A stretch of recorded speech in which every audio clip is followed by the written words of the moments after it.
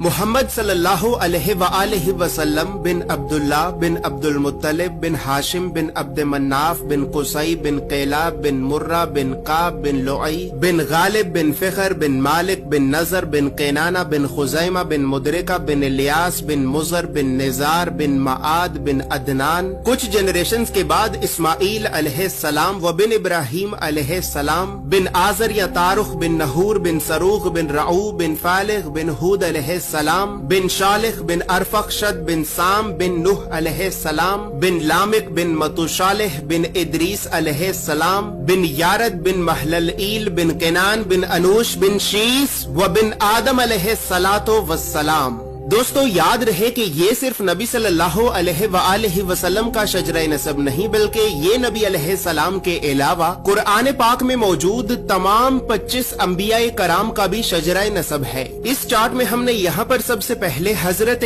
آدم علیہ السلام سے لے کر نبی صلی اللہ علیہ وآلہ وسلم تک تمام 25 انبیاء کرام کے ناموں کو ایک ترتیب کے ساتھ لکھا ہے، اور پھر ہر نبی کا قرآن پاک میں کتنی مرتبہ نام لے کر ذکر کیا گیا ہے۔ ان تمام انبیاء کرام کو لوگوں کی ہدایت اور رہنمائی کرنے کے لیے جن علاقوں اور شہروں کی طرف بھیجا گیا تھا، تو ہم نے اس چارٹ میں ان تمام علاقوں اور شہروں کے ناموں کو بھی لکھا ہے۔ اور سب سے خاص بات یہ ہے کہ یہاں پر ہم نے سبز رنگ سے نبیوں کے ناموں کو لکھا ہے اور سرخ رنگ سے رسولوں کے ناموں کو لکھا ہے، تاکہ آپ کو بآسانی معلوم ہو سکے کہ ان 25 نبیوں میں سے نبی کون تھے اور رسول کون تھے۔ اس کے علاوہ اس چارٹ میں ہم نے اللہ رب العزت کے 99 صفاتی نام اور پھر ان ناموں کے نیچے ہم نے ڈیبیٹڈ پروفیٹس یعنی ان 10 نبیوں کے ناموں کو بھی لکھا ہے کہ جن 10 نبیوں کے نبی ہونے کے بارے میں تمام مسلمان علماء میں اختلاف پایا جاتا ہے، کیونکہ ان 10 نبیوں کو قرآن پاک میں کہیں پر بھی نبی نہیں کہا گیا ہے۔ اس کے علاوہ چارٹ میں موجود سرخ رنگ 5 اولو العزم نبیوں کو ریپرزینٹ کرتا ہے، جبکہ بلو کلر بنی اسرائیل کے نبیوں کو ریپرزینٹ کرتا ہے۔ اور اسی طرح 25 نبیوں میں سے 23 نبی ایسے بھی ہیں کہ جن کا ذکر قرآن کے علاوہ تورات، زبور اور انجیل میں بھی موجود ہے۔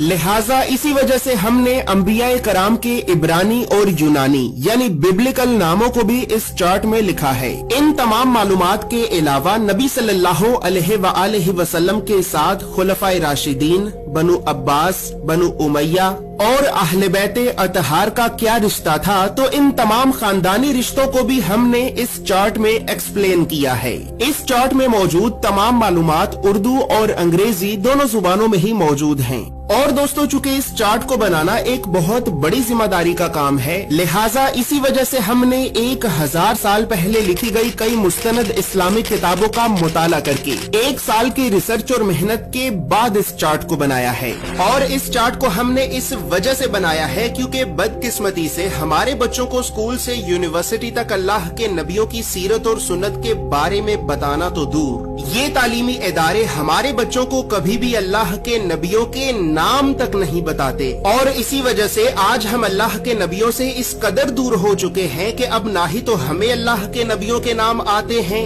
اور نہ ہی ہماری اولاد کو۔ لہٰذا گھر کے ماحول کو اسلامی اور علمی اعتبار سے بہتر کرنے کے لیے اور بچوں میں بچپن سے ہی انبیاء کرام کے بارے میں جاننے کا اور تحقیق کرنے کا شوق پیدا کرنے کے لیے ہم نے اس چارٹ کو بنایا۔